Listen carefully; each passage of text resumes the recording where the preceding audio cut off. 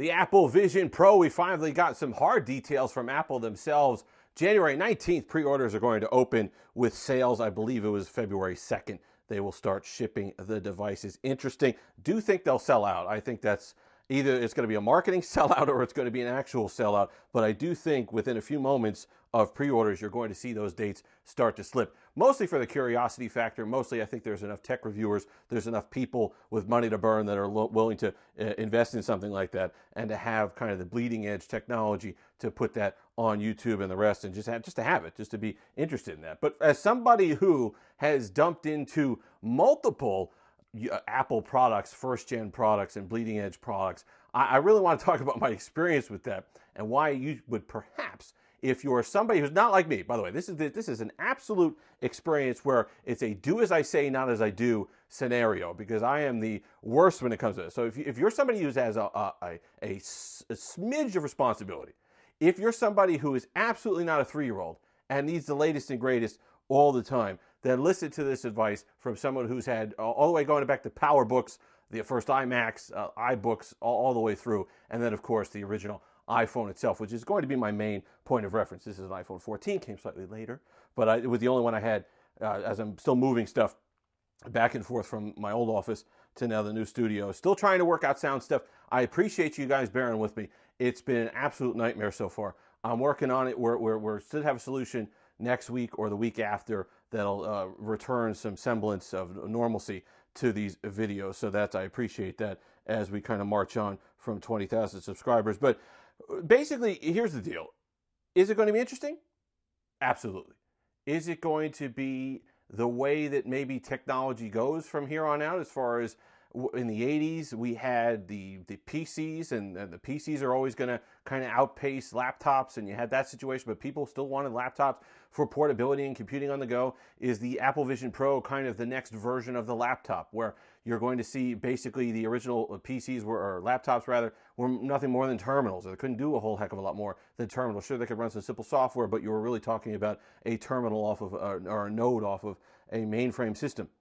Will it be kind of like that? And then you'll see the Vision Pro get more power, and you get more GPU power, and be able to play games, and be able to do more intensive computing. And then you're going to see kind of less and less, and the power will get better. Right now, I think it's 2 hours on a charge with that huge battery pack, that huge brick that you got to carry around in your pocket when you use the Vision Pro. So you're going to be dealing with some growing pains there.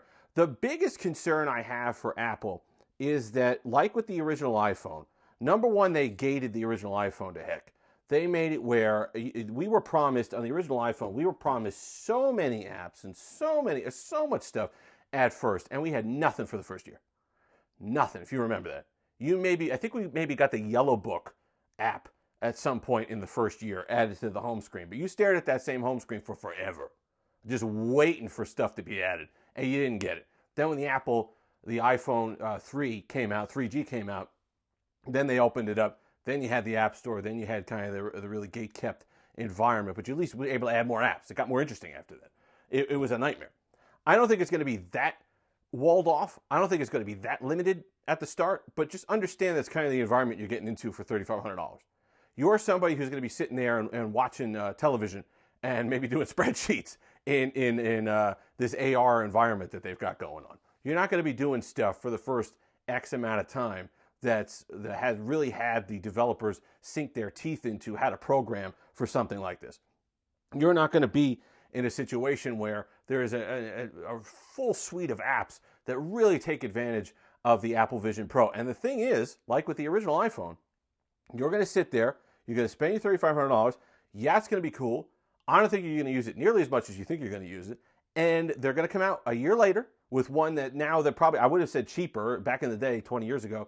As the technology moved on, it would have gotten cheaper. I don't think that's the case anymore. It's going to be an Apple thing where it's going to be $3,500. I mean, maybe they got to come down from that a little bit, but my gut says it's going to be $3,500 every year, and maybe you'll get a discount on the older one from third-party retailers who have them left over. But the Apple Vision Pro 2 is going to be $3,500, and then the original one is just going to go away. However, the Vision Pro 2 is going to be significantly more in tune with what people are going to want to use. I mean, the iPhone 3G was significantly better than the original iPhone. Original iPhone was groundbreaking. It was great. It got us off of the Motorola Qs and the Razors and the Blackberries and all the rest of it, which I love, by the way. Not to say I don't love them, but you could definitely see the benefit to these type of displays that we got later on. It kind of just the touch screen and the contextual buttons that you could have and the contextual keyboards and all the rest of it. And what a benefit that was.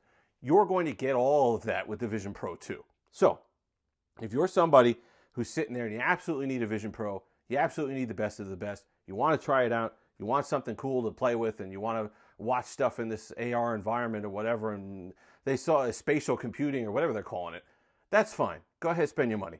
But I'm just saying from experience, especially with Apple products, the first generation is just for people who want to be there. And they'll have a lot of fanfare, and they'll show you all that stuff like they showed you on the reveal that you can do, and you can have your mobile office, and you can be moving stuff around like Minority Report, and you're going to look goofy doing it and all the rest of it. But if you're somebody who actually wants the functionality of it, then next year is going to be the one that you're going to get. And keep this in mind. That's a cop-out. You can say that about any technology. The reason why I'm saying this about the Apple Vision Pro is because, A, the price. It's exorbitantly expensive. $3,500 is more than what you'd want to spend on a lot of technology. That's the first thing. Second thing is it's brand new. It's not like it's a new phone. It's not like it's a new iPod. It's not like it's a new computer. This is a completely new genre of tech that they're getting into. They're really popularizing. I know the companies, whatever. You've had these VR, AR type headsets, and other companies have been there. But Apple's going to be the one that popularizes it. Apple's going to be the one that eventually brings the developers there. Apple's going to be the one that eventually develops stuff, first-party stuff that really works well and all the rest of it. But I'm saying you don't have to buy it upfront. Even if you want to buy the first version, you don't want to wait for a second version, you want to buy it cheap or whatever, wait 6 months. Get it on the deal.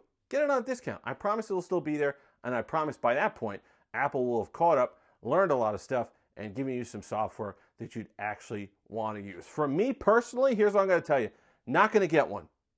Maybe on a sale, maybe. I'm hesitant because VR makes me sick. I get motion sickness. You want to call me a boomer or whatever. I get motion sickness from that. So until we have true AR, which not AR that's fed through us. That's the one thing I don't like about the Vision Pro. I thought that those glasses were transparent. I thought that they would that you were seeing what you were seeing. I didn't realize that it was fed to you through a camera. I don't like that.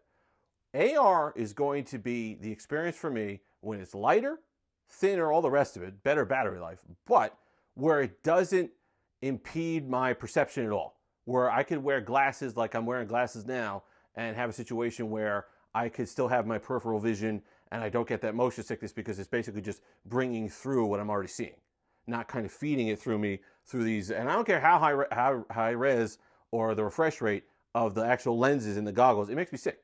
So if you're somebody who gets motion sickness on VR, I would think long and hard before you got a Vision Pro. So those are the things you got to think about. I personally would hang off on the first generation. I was, like I said, I've been getting Apple stuff first day since they label things power. So, I can know from experience that all this stuff that Apple brings to market and tries to popularize, yeah, it's really cool, but it takes about 6 months to a year to really kick in to where you get some of that enjoyment of those things that you're promised. So if you're in it for the bleeding edge and you just want to sit in a room and feel like you're sitting in front of an 80-inch screen, even if you don't have one, or if you're front row at a sporting event or something like that, someone's wearing a camera courtside that you can kind of look around, that's all going to be cool stuff. Listen, that's all stuff that's going to be on the way, and it's going to be awesome. But if you're there for the computing part of it, the app part of it, the third-party richness in the environment, that's when I think you're going to want to wait a little bit. If you've made it this far, like, comment, subscribe, all that fun stuff. Until next time, have that Steve-licious day.